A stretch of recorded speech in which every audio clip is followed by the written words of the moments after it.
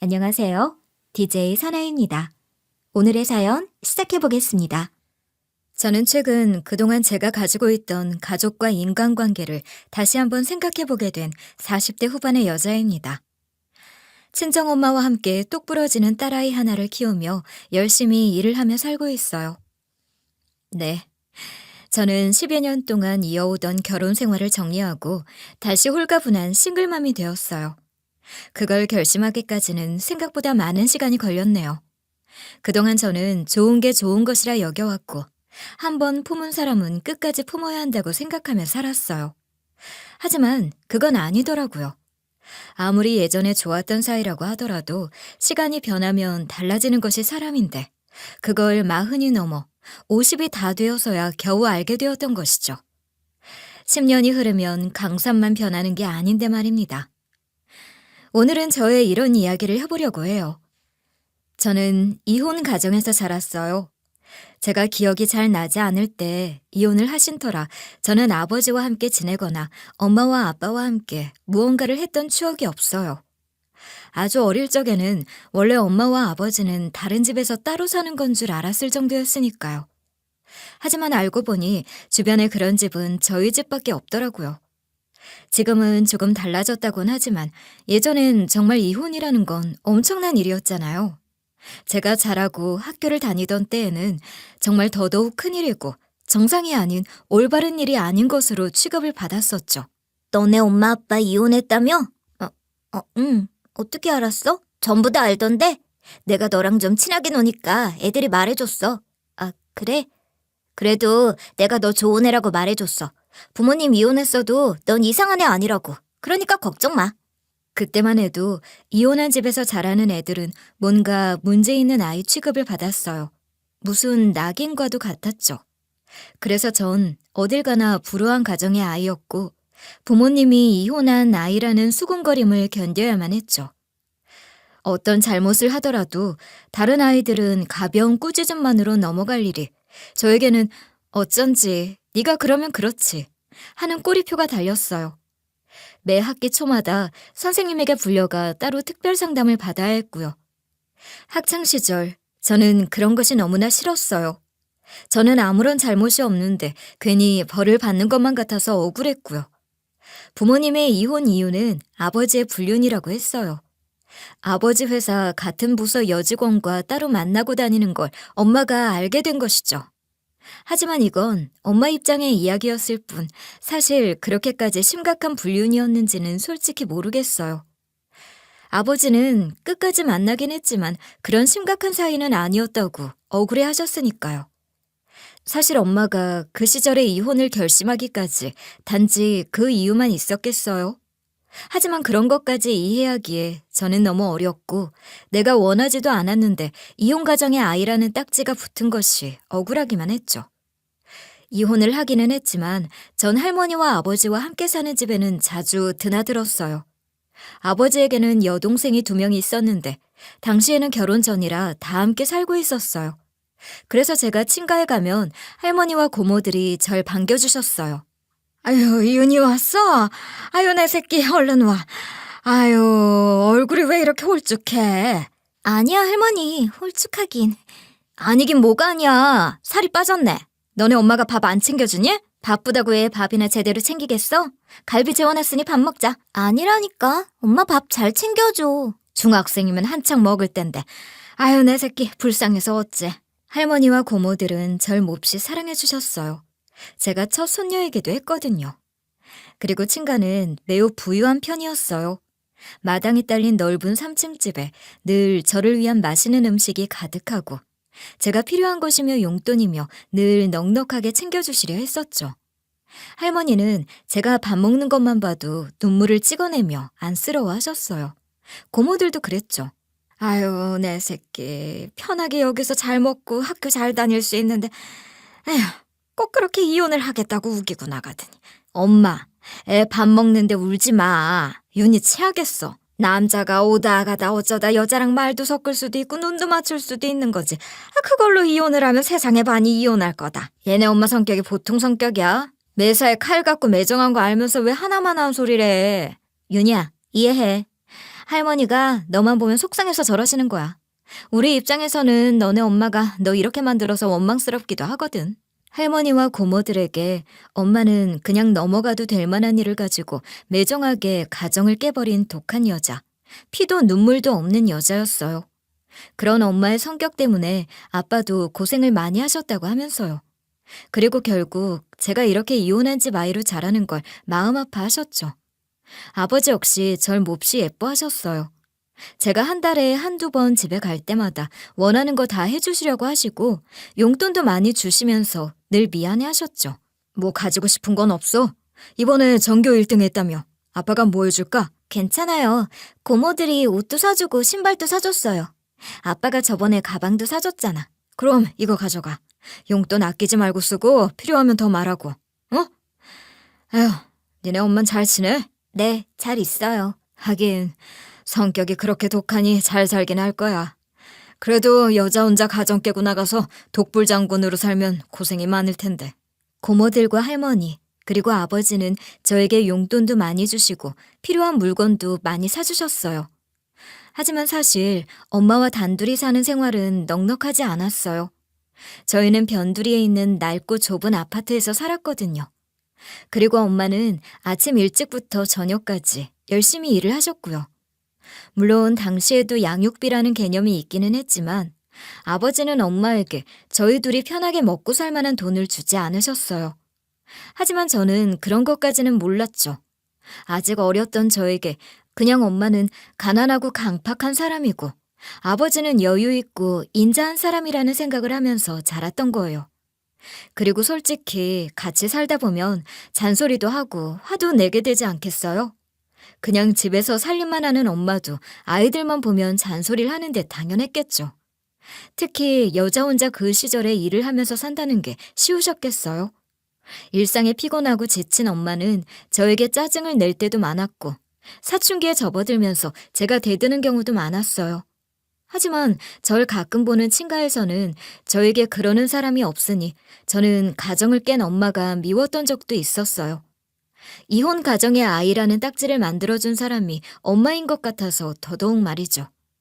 그러다 제가 고등학생이 되면서 할머니가 돌아가셨어요. 고모들은 이미 결혼을 해서 집을 나가 가정을 이룬 상황이었고 할머니마저 돌아가시고 나니 차가운 현실만 남더군요. 친가에서 더 이상 저를 찾고 절 보고 싶어하는 사람이 없다는 사실을 말이에요. 가정을 꾸리고 아이를 낳은 고모들은 당연한 일이었지만 전부 자기 새끼 보느라 바빴고 아버지에게는 여자친구가 생겼던 것이죠. 하루는 고등학교 2학년 때이던 제 생일이었어요. 그날따라 엄마가 바쁘셔서 저는 아침에 혼자 시리얼로 아침을 때우고 학교를 가야 했죠. 할머니가 계시던 때에는 제 생일날이면 친가에 미역국이며 진수성찬을 차려놓고 절 목을 빼놓고 기다리고 계셨는데 그 누구도 제 생일을 챙겨주는 사람이 없었어요. 서럽기도 하고 친가에 가보고 싶어서 전 학교가 끝나자마자 무작정 친가로 갔어요. 아버지가 보고 싶기도 하고 제가 찾아온 걸 보면 반기면서 저녁도 사주시고 용돈도 주실 거라는 기대를 가지고 말이에요. 집으로 가 현관문을 여는데 거실에서 낯선 웃음소리가 들리더군요. 여자와 제 또래의 아이 웃음소리였어요. 고모의 목소리도 아니었어요. 현관에는 낯선 신발이 있더라고요. 여자 구두와 그보다 좀 작은 예쁜 구두도 놓여 있었어요. 조용히 기척을 죽이고 들어갔더니 식탁에는 낯선 여자와 초등학교 고학년으로 보이는 어린 여자아이가 앉아서 깔깔 웃고 있었어요. 식탁 위에는 케이크가 놓여 있었고 맞은편에는 아버지가 앉아 있더군요. 지영아, 후 하고 불어야지. 소원 빌고. 제 소원은 아빠랑 평생 같이 사는 거예요. 아이고, 우리 지영이 그래요? 그 정도 소원은 이 아빠가 들어줄 수 있지 그럼. 생일 축하한다, 우리 딸. 아빠 최고! 그 모습을 보니 뭐라고 해야 할까요?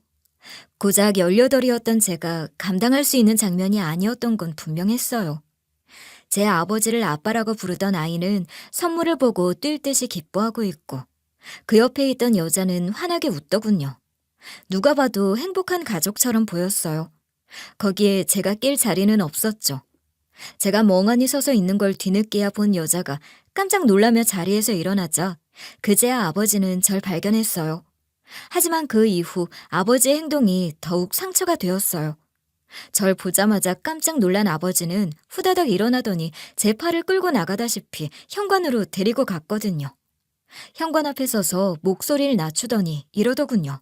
아니, 네가 왜 여기 있어? 연락도 없이 왜 갑자기 왔어? 제가 오면 안 되는 곳에 왔나 봐요. 죄송해요. 그게 아니라 놀라서 그랬어. 저는 말없이 다시 신발을 신었어요. 아버지는 곤란해하더니 지갑에서 지폐 뭉치를 꺼내서 제 손에 쥐어주더군요. 아빠 바쁘니까 이 돈 가지고 가서 친구들이랑 놀아. 그리고 다음부턴 연락하고 와. 왜 갑자기 오고 그래? 그리고는 제가 나가는 모습을 채 보지도 않고 서둘러 그 모녀에게 돌아가는 모습을 보면서 머리가 멍했어요. 저는 비척비척 집 밖으로 나왔다가 대문 앞에 서서 엉엉 울었죠.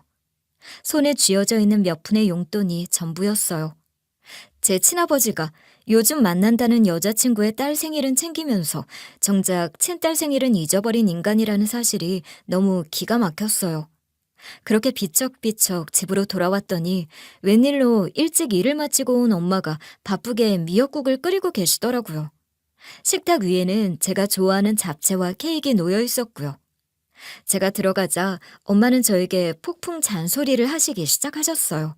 너는 이 지지배야. 학교 끝나면 바로 와야지 어딜 갔다가 이제 와. 공부는 안 하고 생일이라고 어디가 놀다 왔지? 아니야, 그냥 좀. 너 얼굴이 왜 그래? 무슨 일 있어? 친구랑 싸웠어? 배고파서 그래. 아유, 아직도 애야. 얼른 손 씻고 와. 너 좋아하는 불고기도 했어. 저는 그날 결심했어요. 절대로 엄마를 놓지 않겠다고 말이죠. 그리고 그제야 가정을 깨뜨린 사람은 엄마가 아니라 아버지라는 것을 그제야 깨달았던 것이에요. 그 이후로 저는 다시는 그 집에 가지 않았어요. 그리고 이혼 가정에서 자란 불우한 애라는 딱지를 떼기 위해 더더욱 미친 듯이 공부만 했고요. 그렇게 저는 명문대 법대의 합격증을 손에 쥐게 되었던 것이죠. 제가 대한민국 최고의 명문대 법대에 갔더니 가장 좋아하면서 온 동네방네 자랑을 하고 다니는 사람은 다른 사람이 아니라 아버지였어요. 다들 얼마나 부러워했는지 몰라. 내 동기 중에 내가 제일 자식 농사를 잘했다고 그러더라니까. 네, 그러셨어요? 너무 기분 좋아. 장하다 내 딸. 다들 어쩜 그렇게 딸을 잘 키웠냐고 그러더라고. 내가 팀원 전부 데리고 가서 소고기를 샀잖아. 그 말만 들으면 꼭 절 키운 사람이 아버지인 줄 알 정도로 얼마나 떠들고 다니시던지. 사실 당연한 일이기도 하고 저로서는 나쁜 일은 아니었지만 솔직히 기분은 별로였어요. 저는 그때 이미 알고 있었거든요. 절 키우고 뒷바라지한 사람은 아버지가 아니라는 사실을요. 제가 공부하느라 힘들어할 때 직장 생활을 하면서도 뒷바라지를 전부 다 해준 사람도 엄마고 학원비를 다 내준 사람도 전부 엄마인데 말이죠. 게다가 더 어이없는 일도 있었죠. 아빠, 저 첫 학기 입학금이랑 등록금이 꽤 되더라고요. 뭐? 등록금? 너네 엄마는 뭐하고? 엄마가 낸다고 하는데 한 번에 목돈이 들어가서요. 아빠, 죄송하지만 좀 보태주시면 안 돼요? 아니, 등록금도 감당이 안 될 정도야? 네 엄마는 뭐 했어? 그 정도면 대학을 괜히 간 거 아니야? 일단 알았어. 이제 와서 대학을 괜히 간 거 아니냐니 기가 찼어요. 거기에 아버지가 보내온 돈 액수를 보고 더 어이가 없었어요. 고작 100만 원. 등록금의 반의 반도 안 되는 금액이었어요. 자기 팀원들은 한우집에 가서 고기 사 먹일 돈은 있었으면서 첫 대학 등록금 부탁을 했더니 돌아온 차가운 대답에 돈 100만 원을 보니 과연 내 아버지라는 사람은 친딸을 어떻게 생각하는 것일지 궁금하기까지 하더라고요. 내가 어이없어 했더니 엄마는 오히려 웃어넘기더라고요. 그 인간이 원래 그래. 돈도 많으면서 양육비 아까워서 매달 30만 원 보낸 인간이야. 30만 원? 그걸로 여자 혼자 애를 데리고 어떻게 살라고. 그것마저도 매달 따박따박이라도 보낸 줄 아니? 등록금 걱정하지 마. 왜 네가 그런 걱정을 해? 너무 큰 돈이라 그렇지. 엄마 혼자 힘들잖아.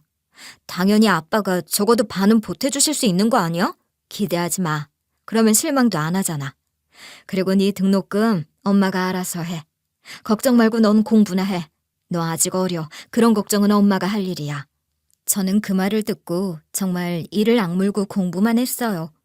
저는 어떻게든 빨리 사법고시에 합격을 하고 싶었어요. 그래야 엄마의 고생을 제가 덜어줄 수 있으니까 말이죠. 그래서 장학금을 받으며 대학 생활을 마치고 졸업을 하자마자 신림동 고시원으로 들어갔죠. 당시에는 사법고시든 행정고시든 고시 공부를 한다고 하면 신림동 고시원에 들어가 공부를 할 때였으니까요.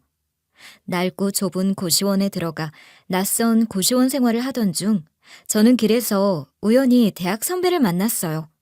저보다 2살 많은 선배로 학교 다닐 때는 오며 가며 인사만 하던 사이였죠. 너 윤희 맞지? 오랜만이다. 너도 여기 있어? 네. 선배님도 여기서 공부하세요? 저는 저번 달에 들어왔어요. 그렇구나. 독서실 가? 가자. 내가 거기 총무랑 친해서 내가 좋은 자리 잡아줄 수 있어. 그 선배는 저보다 2년 먼저 들어와 공부를 하는 중이라고 했어요. 이미 2년 정도 지내다 보니 어디 식당이 싸고 맛있는지, 어떤 수업을 들어야 효과가 좋은지, 어디 독서실이 조용하고 공부 분위기가 좋은지를 잘 알더라고요. 고시 공부라는 것이 늘 외롭고 불안한 생활이잖아요. 그나마 아는 사람을 만나니 정말 의지가 많이 되었어요. 선배와 전 서로 의지하면서 열심히 공부를 했어요. 저는 고시원에서 공부를 한 그해 겨울에 치러진 사법시험에 합격했어요. 1년 만에 합격을 한 것이죠. 하지만 선배는 떨어졌어요. 아주 아슬아슬한 점수 차이로 떨어진 것이라 뭐라 위로를 할 말이 없더라고요. 하지만 선배는 오히려 담담하게 일했어요. 이번에도 떨어지면 군대를 가기로 아버지와 약속을 했어. 군대를 간다고요? 사실 내가 합격을 하고 이야기를 하려고 했는데 윤희야, 내 마음 받아줄 수 있어? 네? 사실 나 너 좋아해. 시험 붙고 같이 연수원 들어가서 고백하려고 했는데 내 마음 받아주면 군대 가서 열심히 공부해 바로 시험 붙을게. 내 마음 받아줄래? 사실 완전히 뜻밖의 말은 아니었어요. 공부를 하면서 저희는 서로의 마음을 얼추 짐작은 하고 있었어요. 하지만 중요한 시험을 앞두고 있었기 때문에 서로의 마음을 애써 모른 척하고 있었던 거예요. 아직 선배가 시험 합격을 못했다는 사실이 걸리긴 했지만 저 역시 시험 준비를 하면서 정이 들었던 터라 결국 저희는 연인이 되었죠. 사실 연애다운 연애랄 것도 없었어요. 그 사람은 군대에 가 있었고 저는 연수원에 들어가 정말 눈코 뜰 새도 없이 바쁘게 살았으니까요. 하지만 그 와중에도 저는 시간을 쪼개가면서 종종 군대로 면회도 가고 편지도 주고받으면서 알콩달콩 연애를 했어요. 가끔 휴가를 나오면 잠깐 데이트를 하기도 하는 것이 다였죠. 그때까지만 해도 저는 연수원생 신분이라 아직 월급이 많은 편은 아니어서 엄마는 계속 일을 하셨어요. 저는 정말 바쁘고 열심히 살았어요. 그렇게 시간이 흘러 저는 연수원도 우수한 성적으로 졸업하고 선배 역시 제대를 했어요. 전 가장 빨리 돈을 벌기 위해 변호사 사무실로 취업했죠. 그렇게 또 바쁜 시간이 흘렀어요. 그 이후로도 남자친구는 2년을 더 사법시험에 도전을 했지만 다 떨어졌어요. 사실 남자친구의 집안 형편은 정말 좋지 않았어요. 사법시험 공부를 하다가 군대에 입대를 한 것도 남자친구의 아버지가 더 이상은 뒷바라지를 할 수 없다고 돈을 끊어버렸기 때문에 간 거였죠. 그러니 제가 남자친구 사법시험 뒷바라지를 해야 하는 꼴이 되어버렸어요. 하지만 2년 연속 시험에 떨어지고 나자 도저히 안 되겠더라고요. 저는 남자친구에게 선언했죠. 나 더 이상 오빠 뒷바라지 하는 거 못해. 나도 내 코가 석자야. 나도 우리 엄마 쉬게 하고 싶어. 자기야, 부탁이야. 그럼 지금 나보고 포기하라는 거야? 이제 와서? 그럼 포기해야지 뭘 어떡해. 오빠가 작년에 약속했잖아. 1년만 더 해보고 안 되면 깔끔하게 포기하겠다고. 제발 1년만 더 해볼게. 나 진짜 붙을 수 있어. 아니, 벌써 준비만 5년이야. 이만큼 해도 안 되면 포기해야 돼. 당장 고시 포기하고 취직을 해. 아니면 여기서 헤어져. 저는 아예 며칠간 연락도 받지 않았어요. 솔직히 너무나 지쳐가더라고요. 매일 야근을 하고 온갖 고생을 해가며 남자친구 고시 뒷바라지까지 하느라 정작 엄마는 아직 일도 못 쉬게 하는 게 말이 안 되잖아요. 그렇게 몇 주를 보냈더니 남자친구가 고시원에서 방을 뺐다면서 회사 면접 합격서를 들고 왔더군요. 자기 합격하면 결혼해달라고 말이죠. 그래도 다행이었던 건 남자친구가 무사히 꽤 괜찮은 중견기업 법무팀에 입사를 하게 되었다는 것이죠. 남자친구는 약속을 했어요. 나 회사 다니면서도 열심히 공부해서 꼭 사시 합격할게. 그때까지만 기다려줘. 그것만으로도 전 괜찮았어요. 남자친구는 그런대로 회사에 금방 잘 적응을 하면서 잘 다녔고, 저 역시 변호사로서의 커리어를 잘 쌓아갔으니까요. 그렇게 1년 정도 지났을까?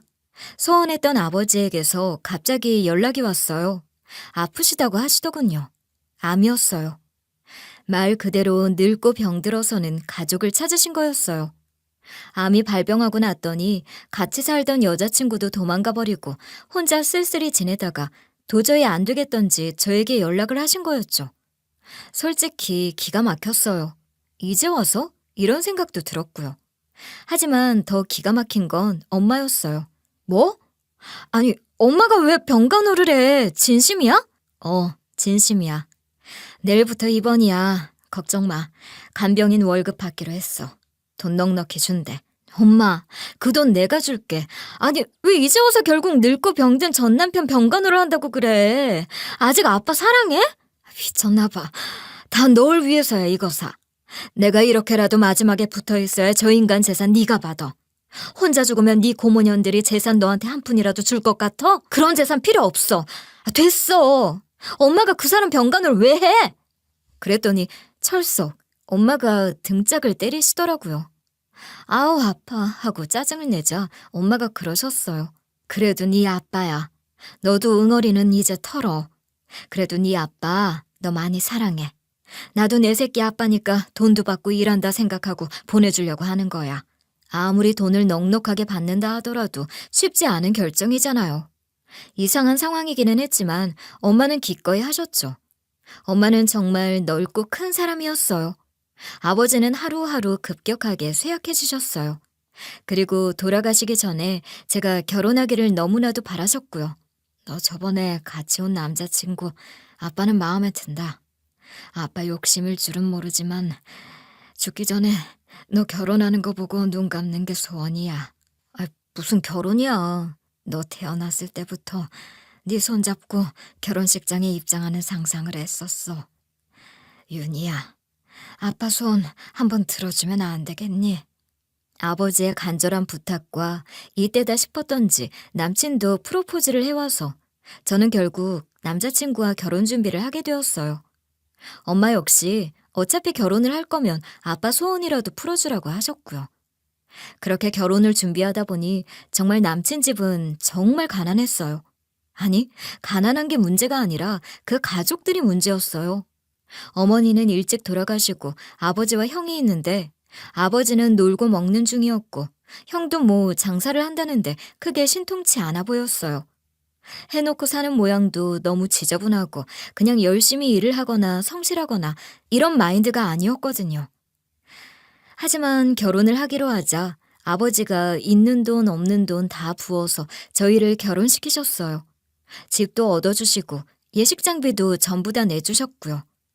사실 시간이 없어서 서둘러야 하기도 했거든요. 그 사이에 자신이 죽으면 전 재산은 저와 엄마에게 물려준다고 유서도 작성해서 전부 공증까지 다 마쳤죠. 그러고 났더니 엄마가 예상했던 일이 그대로 일어나더라고요. 그동안 병문안 한 번 온 적 없던 고모들이 병원으로 들이닥친 거예요. 오빠, 어떻게 그럴 수가 있어? 전 재산을 다 준다니! 이럴 순 없어. 어떻게 우리한테 이래? 니들이야말로 왜 이래? 결혼할 때 한 재산 떼어주고 엄마 돌아가실 때도 챙겨줬잖아. 그래도 저것들에게 고모들은 말도 다 못하고 바로 병실로 들어온 엄마에게 둘 다 머리채를 잡혀서 끌려나갔어요. 그리고 철썩철썩 싸다구를 한 대씩 맞았죠. 꺼져. 여기가 어디라고 감히 찾아와서 난리야? 니들 내 성격 잊었어? 뭐 저것들? 네 조카야 이년들아. 당장 꺼져. 고모들은 찍소리도 못하고 도망치더군요. 왜 제가 어릴 때 고모들이 엄마 성격이 보통이 아니라고 했는지 바로 알겠더군요. 엄마는 아빠에게 한 소리도 했어요. 이 병신아, 내가 그렇게 신우들에게 복귀 구할 때 한마디도 못할 때 내 편도 안 들어주더니 끝까지 휘둘려? 아직도 그러고 싶니? 아니야. 나도 혼냈어. 퍽이나. 암튼 난 그 꼴 못 보고 우리 딸 지킬 테니까 그렇게 알아. 한 번만 더 찾아오면 당신도 병원에다 그냥 버려둘 테니 알아서 처신해. 그렇게 저희는 결혼식을 올렸어요. 아버지는 쇠약한 몸이지만 제 손을 꼭 잡고 펑펑 우시면서 결혼식장에 입장을 하셨고요. 결혼식을 올린 지 딱 한 달 뒤, 아버지는 돌아가셨어요. 돌아가시기 전 저와 엄마의 손을 꼭 잡고 미안하다는 말을 남기시고 말이에요. 그렇게 저는 아버지를 잘 보내드렸어요. 아버지가 돌아가시면서 남긴 재산은 솔직히 병원비를 빼고 나니 그리 큰 액수는 아니었어요. 나머지는 당장 처리하기 힘든 부동산만 있었고요. 아버지가 할머니와 사시던 집과 시내에 사놓고 새를 놓은 아파트가 두 채, 이렇게 있었는데 그것마저 세금이 많이 나와서 오히려 그 세금을 내느라 고생을 좀 했어요. 거기다 당장 팔 수도 없었죠. 유산으로 받은 걸 바로 팔면 세금이 배 이상 뛰더라고요. 저는 부동산을 엄마와 제가 반반씩 받는 것으로 명의를 올렸어요. 그래야 세금을 적게 내니까요. 그리고 조금 남은 돈과 제가 그간 모은 돈을 합쳐서 개인 변호사 사무실을 개업했어요. 오랫동안 계획했던 꿈이라 이 기회에 시작을 하는 것이 좋겠다 싶어서였어요. 그렇게 결혼을 하자마자 저는 한동안 정말 미친 듯이 일만 했어요. 열심히 일을 한 만큼 수입이 나쁘진 않았지만 눈코 뜰 새 없이 바빴죠. 중간에 귀여운 딸을 낳아 육아휴직을 6개월 한 것 빼고는 단 하루도 그냥 쉰 적이 없을 정도로 저는 열심히 일을 했어요. 물론 아이는 친정엄마가 도맡아 키워주다시피 했죠. 다른 문제는 없었어요. 아이는 건강하게 잘 자라주었고 남편도 직장생활 잘했고 저 역시 큰 부침 없이 일을 하는 편이었으니까요. 문제는 남편과 시댁이었어요. 아니, 남편도 포함이 된다 할 수 있겠네요. 남편은 아버지가 살아계실 때부터 아버지 재산을 보더니 자신이 오히려 더 좋아하더군요.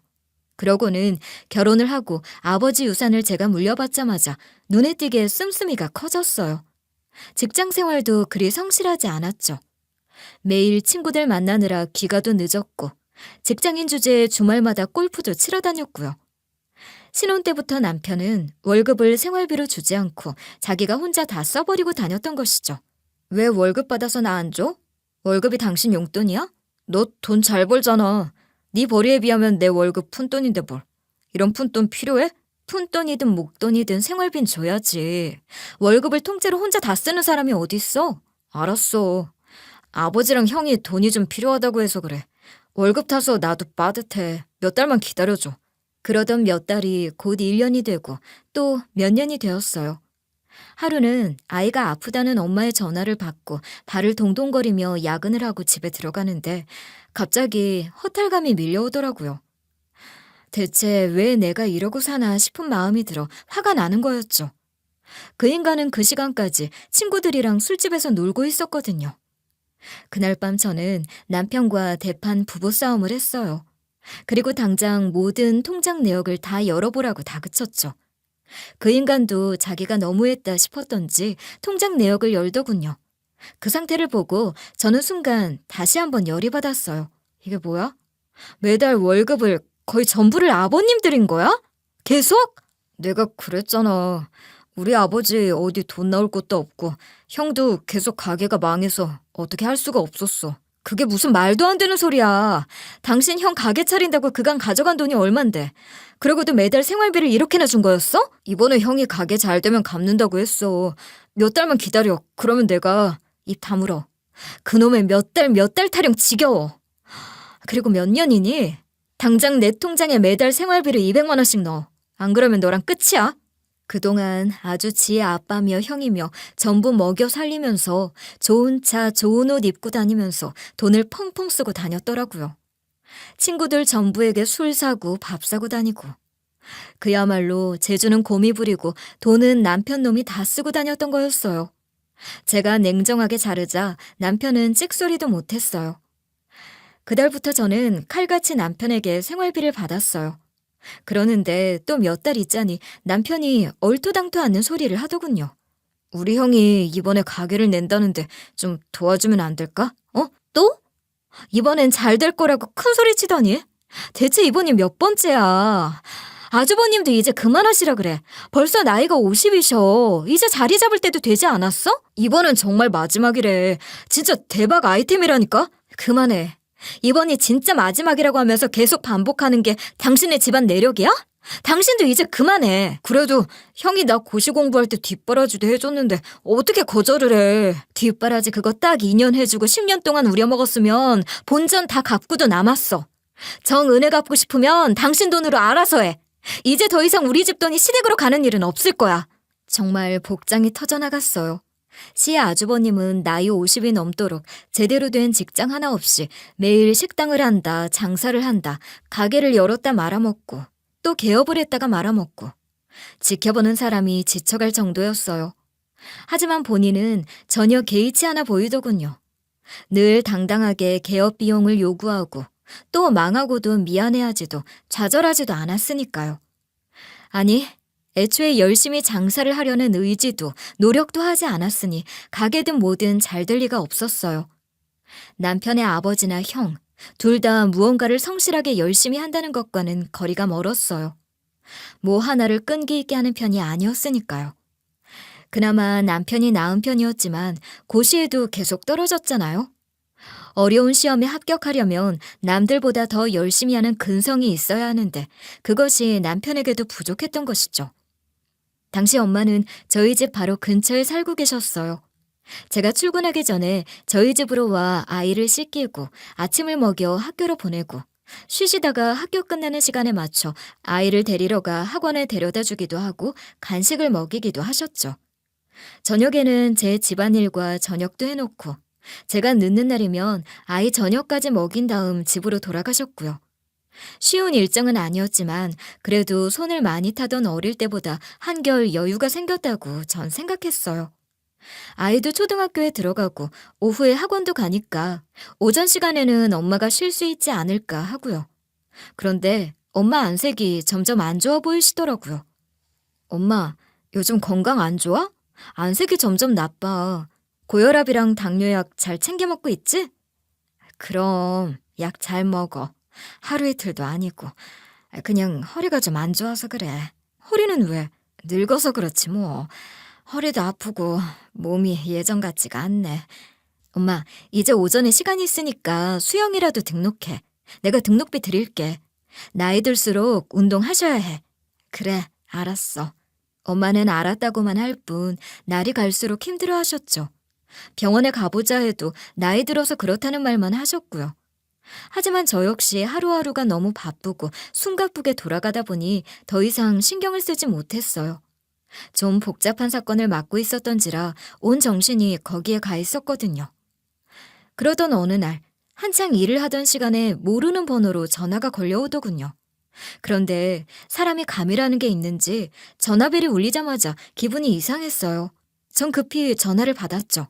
노윤희 씨 전화 맞나요? 박순자 씨 따님 맞으시죠? 네, 제가 박순자 씨 딸 맞는데 어디세요? 빨리 오세요. 여기 요양병원인데요. 박순자 씨가 쓰러지셔서 구급차로 병원 가는 길입니다. 얼른 오세요. 머리가 하얗게 되더라고요. 엄마가 쓰러졌다는 것도 상상도 못할 일이었는데 느닷없이 또 요양병원이라뇨. 이게 대체 무슨 일인지 알 수가 없었어요. 병원 응급실로 달려갔더니 다행히 저혈당 쇼크가 와서 쓰러진 것이라고 하더군요. 그리 심각한 병은 아니었어요. 하지만 엄마는 침대에 누운 채로 혼자 일어나지를 못하고 계셨어요. 아니, 우리 엄마 왜 이래요?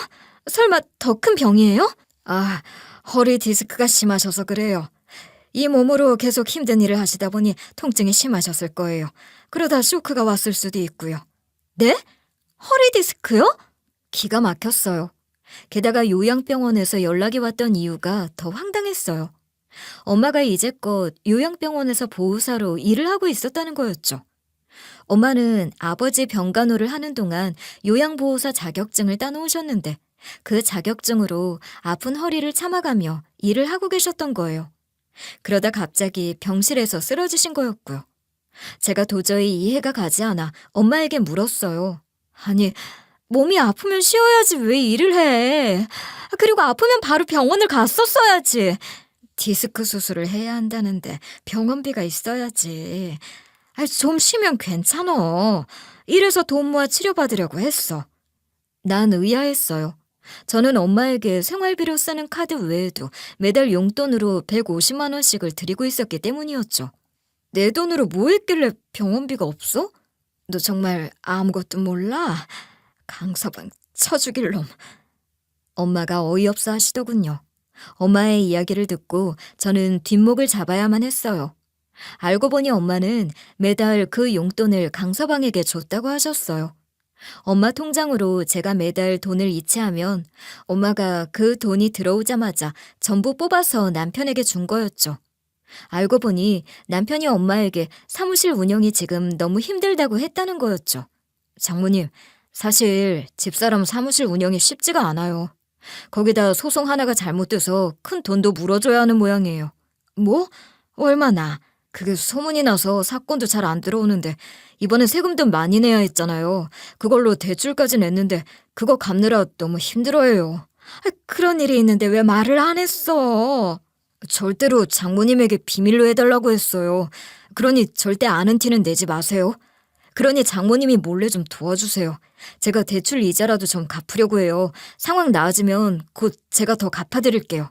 그런 이야기를 하는데 너무 기가 막혔어요. 어떻게 인간이 그런 이야기를 했는지. 그 말을 듣고 엄마는 자신에게 들어온 한 달 용돈을 들어오자마자 전부 뽑아서 줬다고 했어요. 이체를 해준다고 했더니 그 꿈 알리면서 내가 알 수도 있으니 그냥 뽑아서 현금으로 달라고까지 했다더군요. 아니, 그걸 왜 나한테 확인도 안 하고 돈을 준 거야? 그 말을 믿었어? 믿었지. 나 때문에 아빠 유산을 받고 그 때문에 돈 고생을 한다는데 엄마가 어떻게 그걸 그냥 넘어가니. 내가 아빠가 남긴 현금으로 세금 거의 다 냈다고 했잖아. 세금 내고 나니 남는 돈은 없고 부동산만 건졌다고도 했잖아, 엄마. 내가 자세한 이야기를 알았니? 그냥 남는 거 없고 힘들다 해서 그런 사연이 있는 줄만 알았어. 정말 기절할 것만 같았어요. 당장 엄마 통장 조회를 해봤지만 이 인간이 현금으로 받아서 이체 내역도 남지 않았더군요. 이건 진짜 계획적인 것이었어요. 저는 악에 바쳤죠. 솔직히 결혼해 살면서 이혼 생각을 해본 적이 왜 없었겠어요. 그간 남편에게 실망한 적도 왜 없었겠어요. 하지만 큰 사고를 치는 것도 아니었고 무엇보다 내 딸의 아빠잖아요.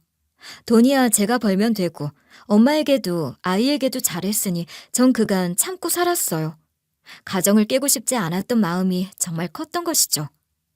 이혼 가정이라는 굴레를 내 딸에게 다시 지우고 싶지 않았기 때문에. 오직 그 이유 하나 때문에 말이죠.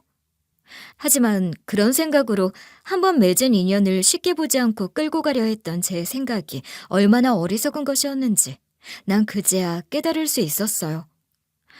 사실 제 생각 자체가 틀린 거였어요. 애초에 엄마가 그리 쉽게 가정을 포기한 것도 아니었는데 말이죠. 전 아주버님에게 전화를 했어요. 그리고 모르는 척 물어보았죠. 아주버님, 장사는 잘 되세요? 이번에는 정말 잘하셔야 돼요. 제가 이번에 진짜 마지막이다 하고 큰 마음 먹고 대출해드린 거 아시죠? 지금 돈 좀 해줬다고 생색내는 거예요? 그거 얼마 된다고? 내가 장사 안 하고 싶어서 그러는 거 아닌데 그 가족끼리 그런 거 생색내고 그러지 맙시다. 어머, 생색이라뇨. 그냥 궁금해서 연락드린 거예요. 제가 그동안 빌려드린 돈이 한두 푼이어야죠. 저도 조금 힘들어서 그래요. 아이고, 알았어요. 내 갚으면 되는 거 아니에요. 갚으면. 내 장사 잘 되면 갚을 거니까. 저는 그 인간을 살살 구슬려서 대충 언제 얼마 하는 금액을 말하도록 했어요. 물론 통화는 전부 녹취를 해두었죠. 그리고 밤에 남편이 자고 있는 틈을 타 남편 통장을 싹 뒤졌어요. 저번에 생활비 때문에 대판 싸움을 하면서 남편 통장 인증서며 비밀번호를 전부 내놓으라고 해 제가 가지고 있었거든요. 하지만 저 역시 바빠서 자주 들여다보지는 않았기 때문에 그 인간은 안심을 하고 있었던 거였죠. 하지만 제가 마음먹고 옛날 내역까지 싹 뽑아서 대조를 해보니 기가 막히더군요. 저는 남편 핸드폰을 이용해서 모든 금융기록까지 전부 뒤졌어요. 그랬더니 제가 모르는 마이너스 통장에 대출까지 있었던 거였어요. 제가 이런 것까지 전부 볼 줄은 몰랐겠죠. 저는 옷방에서 남편 옷을 대충 가방에 쑤셔박아 짐을 챙겼어요. 그리고 자고 있는 남편을 깨웠죠. 야, 나가, 당장. 여기 내 집인 거 알지? 너 이제 아웃이니까 당장 꺼져. 왜 이래? 지금 몇 시야? 이 새벽에 갑자기 이게 무슨 짓이야? 저는 철썩 곧바로 남편의 뺨을 갈겼어요. 당황하며 덤비려길래 짝 하고 한 대 더 갈겼죠. 너 우리 엄마 아픈 거 알아? 돈이 없어서 허리 치료도 못 받고 돈 벌려고 일하시다 쓰러지셨어. 뭐라고? 우리 엄마가 왜 돈이 없었겠니? 어? 다 네가 그 돈을 전부 빼돌려서 네 형 주고 네 아빠 주고 그래서 그런 거야. 네가 인간이야? 아니야. 장모님 괜찮다고 하셨어. 아픈 것도 없다고 하셨다고. 닥쳐. 네가 언제 물어보기라도 했어? 그리고 안 아프면 장모님 돈 빼돌려도 돼? 넌 인간도 아니야. 꺼져. 저는 거의 짐가방을 던지고 그 인간을 쫓아냈어요. 그리고 바로 다음 날로 등기로 이혼 서류를 보내버렸죠. 물론 동시에 시댁에 돈 갚으라는 통보를 했어요. 안 하면 바로 소송과 가압류를 하겠다고 말이죠. 기한은 딱 일주일이었어요. 그러자 놀고 먹던 시아버지가 전화를 해오더라고요. 아무리 그래도 가족 간의 소송이 뭐냐? 이혼을 한다니 이게 대체 무슨 말이야? 어떻게 가족끼리 이럴 수가 있어? 가족이라면서 일도 안 하고 남의 돈으로 먹고 사는 게 가족의 의리예요? 전 그런 거 모르고 당신들이랑 가족 아니니 돈이나 갚아요. 건방지게 무슨 말을 그렇게 해? 네가 그동안 결혼해서 한 게 뭐니? 며느리 도리를 다 한 적이 있어? 뭐가 있어?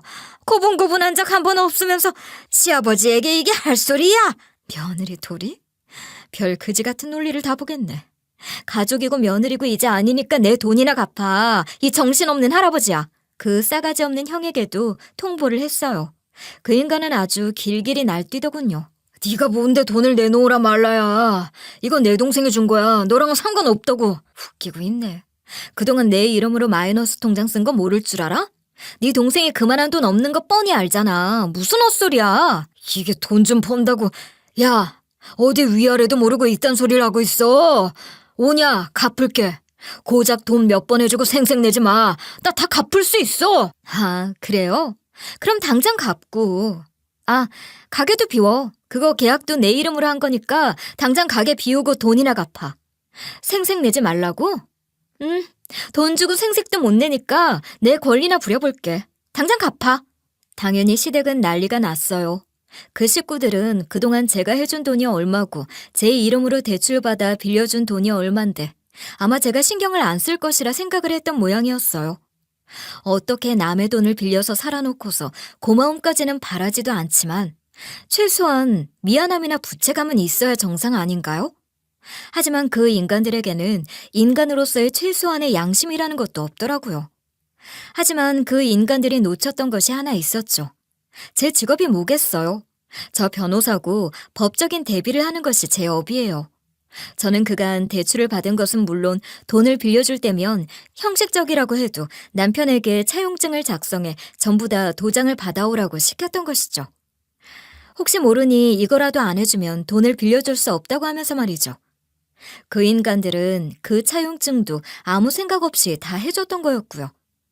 그게 어떤 효력을 지닌 서류인지도 몰랐겠죠. 저는 법원에 직접 이혼 소송과 함께 빌린 돈을 당장 갚으라는 소송도 같이 진행을 했어요. 물론 이혼 소송은 이혼 전문 변호사인 제 친구에게 맡겼고 돈을 갚으라는 소송은 제가 직접 했어요. 이게 다른 사람 사건이 아니라 제 사건이다 보니 얼마나 신이 나던지 진짜 피곤한지도 모르고 소송 준비를 하게 되더라고요. 막상 소송이 들어가자 겁이 났던지 그 인간들은 비굴하게 나왔어요. 안 갚으려고 한 게 아니라 진짜 상황이 안 좋아서 그런 거야. 갚을 거야 진짜. 믿어줘. 그래요 재수 씨. 나 진짜 재수 씨가 해준 돈인 줄 모르고 동생이 해준 돈인 줄 알았어요. 재수 씨 돈인 줄 알았으면 당장 갚았죠. 진짜 시끄럽네. 쓸데없는 말 하지 말고 그렇게 의지가 있으면 돈을 갚으면 되니까 입금을 하세요 둘 다. 돈이 당장 있어야 말이죠. 제발 가게라도 열게 해줘요. 당장 가게를 빼라고 하면 내가 어디서 돈을 만들어 와요. 일을 하세요, 일을.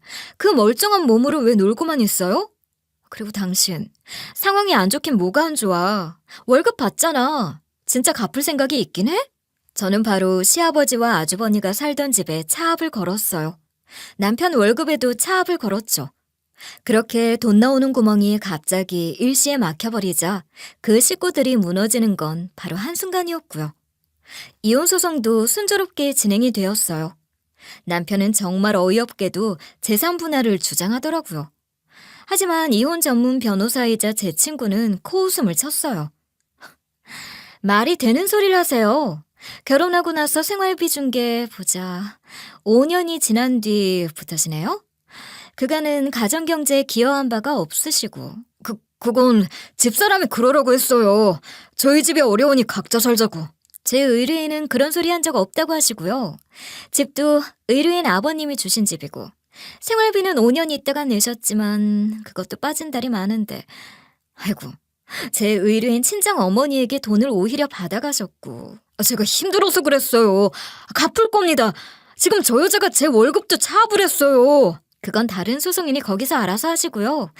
지금 오히려 재산 분할은 제 의뢰인이 받으셔야 해요. 거기에 위자료에 양육비까지도 말이죠. 이혼 소송은 깔끔하게 마무리되었어요. 저는 그 인간이 가지고 있는 재산을 가져오고 양육비와 위자료도 받아내게 되었고요. 저는 이를 악물고 챙겼죠. 아주 마지막에 마지막 한 푼까지도 닥닥 긁어서 다 챙긴 것이죠. 빌려준 돈도 마찬가지예요. 저는 계속 압류를 하고 경고장을 보냈어요. 그랬더니 그렇게 돈이 없다던 인간들은 내가 콩밥 좀 드셔야겠다고 했더니 어디선가 돈을 만들어 왔더라고요. 그리고 이자까지 쳐서 싹 갚았죠. 돈 만들어 오는 걸 보고 어찌나 어이가 없던지. 저는 그렇게 기생충 같던 인간들을 깨끗하게 제 인생에서 떼내어 정리했어요. 이혼을 마무리하고 부채금에 관한 소송을 마무리한 일은 개인적으로 저에게는 속 시원하고 후련한 일이었죠. 하지만 마음에 걸리는 일이 하나 있었어요. 바로 제 딸아이였죠. 부부 사이에 그 어떤 일이 있었다고는 하더라도 결국 제 딸은 이혼 가정의 딸로 살아야 하고 아빠와 떨어지게 된 거잖아요. 전 딸아이에겐 미안했어요. 그렇다고 어떻게 말을 해야 할지도 모르겠더라고요. 소송이 얼추 정리가 된 날, 저는 사무실을 직원들과 다른 변호사들에게 맡기고 여행을 떠났어요. 엄마와 딸아이와 함께 말이죠. 넉넉히 일주일 동안 좋은 휴양지로 떠나 푹 쉬면서 솔직한 이야기를 했어요. 엄마와도 애써 모른 척하고 꺼내지 않았던 이야기를 했죠. 엄마가 그러셨어요. 난 이혼한 거 후회 안 해. 너에겐 미안하지만 난 다른 여자와 만나고 들어와서 아무렇지도 않아 하는 남자와 살기 싫었다. 시댁 식구들도 싫었고. 난 솔직히 엄마가 드세서 그랬다고 오해한 적도 있어. 괜찮아. 그때는 다 참고 살았던 때니까 내가 드세서 그런 거 맞지 뭐. 너도 상처받으면서 컸잖아. 하지만 당당하게 살아야지 싶었어. 너에게 그런 엄마가 되고 싶었고. 딸아이에게도 솔직하게 이야기를 했죠. 그간 왜 이혼을 하게 되었는지도 말이에요. 엄마 아빠는 이래서 이혼은 했지만 변한 건 엄마 아빠가 따로 산다는 것뿐이야. 그리고 혹시 상처받았다면 엄마가 미안해. 그걸 왜 엄마가 사과를 해? 잘못은 아빠가 훨씬 많이 했는데. 난 늘 엄마만 힘들고 고생하고 아빠만 행복해서 이상하다고 생각했어. 괜찮아. 정말 괜찮아? 엄마 아빠 이혼했으니 친구들이나 주변에서 뭐라고 하는 거 아닐까? 다 참. 요새 누가 그런 걸로 말을 해. 엄마 아빠가 이혼을 하든 안 하든 난 나야. 나 그런 거 신경 안 써. 우리 딸, 어쩜 이렇게 어른스럽니? 가족은 전부 다 같이 행복해야 하잖아. 이제는 다 같이 행복한 것 같아서 좋아. 나 이해해. 걱정하지 마. 얼마나 대견하고 기특하던지. 딸아이는 어린 시절의 저보다 훨씬 성숙하고 훨씬 똑부러지고 나은 아이였어요. 정말 고맙고 또 기쁘더라고요.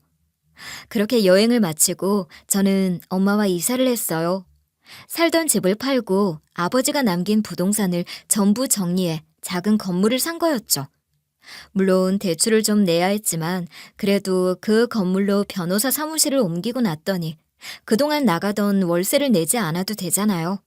결과적으로는 오히려 더 나은 선택이었죠. 저희가 이사를 한 집은 아버지가 예전에 사놓았던 아파트였어요. 아버지가 남긴 부동산을 전부 정리를 하면서도 거기는 정리하기가 좀 그렇더라고요.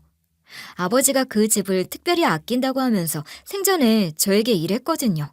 그 집은 내가 너랑 너네 엄마랑 같이 살려고 사놓은 집인데 이혼을 하게 돼서 차마 못 들어가고 세만 줬어.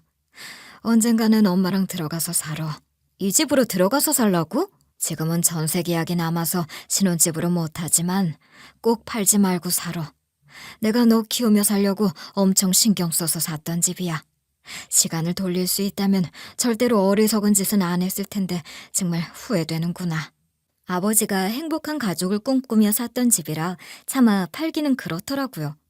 그 이야기를 했더니 쿨한 성격의 엄마는 이만한 집 없으니 들어가 살자고 하셨고요.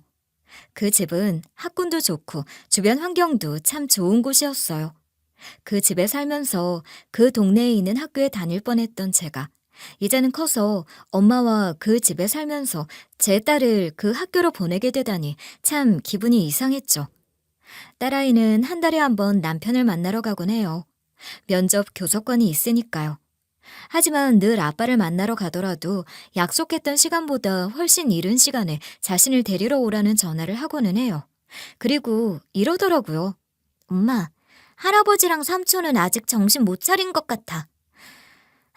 아빠도 마찬가지야. 진짜 어쩌시려고 저러나. 왜? 맨날 엄마 욕해? 욕만 하면 그러려니 하겠는데 자꾸 본인들 저렇게 사는 게 다 남 탓이야. 엄마 탓, 우리 외할머니 탓. 그러다 서로 탓을 하고. 듣기 싫어 죽겠어. 한심하더라고요. 고작 한 달에 한 번 보는 딸아이와 좋은 시간이나 보내고 추억을 만들어도 모자랄 판에 헛소리나 하고 있으니 기분이 좋을 리 있겠어요.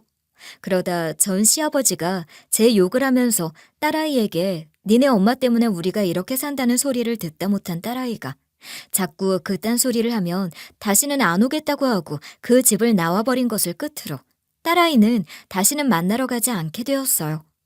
전 시부는 청소일을 다니고 전 남편 형은 일용직을 나가기는 하는데 매일 힘들어 죽겠다는 둥 어쩐다는 둥 그러고 사는 모양이더라고요.